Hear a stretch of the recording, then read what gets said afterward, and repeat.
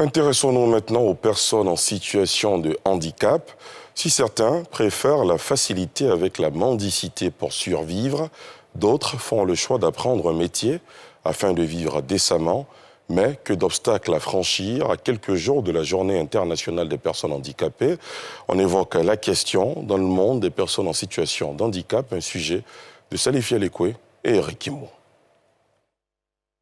Roger Kwaku Kwasi, la quarantaine, évolue depuis plusieurs années dans le domaine de l'électronique et de la réparation d'appareils.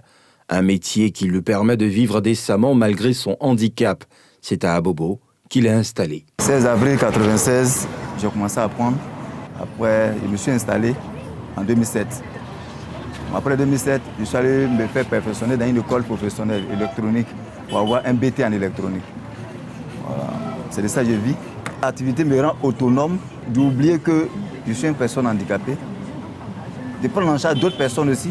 L'handicap n'est pas forcément mendiant. Il ne faut pas saluer l'image des personnes handicapées. Si ta main n'est pas là, c'est notre cas. Mais si ta main existe déjà, prends ta main pour chercher quelque chose à faire. Comme Roger, beaucoup de personnes en situation de handicap voient bien souvent leur image associée à la mendicité, un fait que regrette ce responsable d'association. L'un de nos combats, c'est de combattre la mendicité.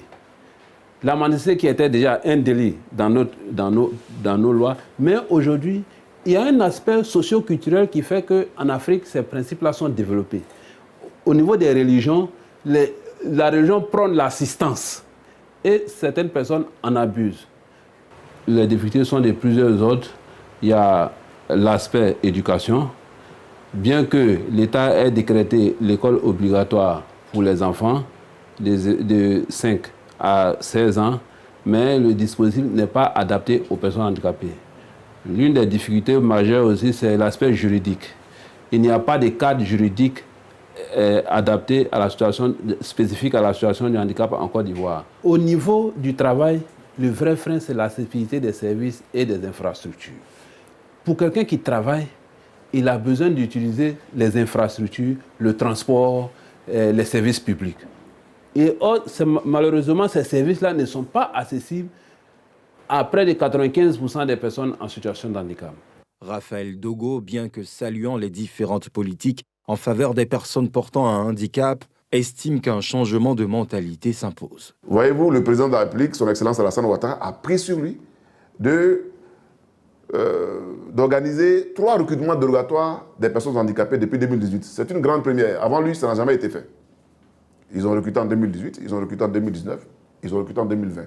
Mais est-ce que vous savez que jusqu'à aujourd'hui, des gens qui ont été recrutés en 2018, on les a affectés en bonne et due forme auprès des ministères, mais les directeurs des ressources humaines de ces ministères-là refusent de les prendre. Parce que le réflexe, c'est que pour eux, on devait tous les déverser au ministère des Affaires sociales. Donc là, il y a un travail à faire. Selon le recensement général de la population et de l'habitat de 2014, on dénombre environ 453 000 personnes handicapées en Côte d'Ivoire. Environ 90% sont des handicapés physiques et 10% des handicapés psychiques.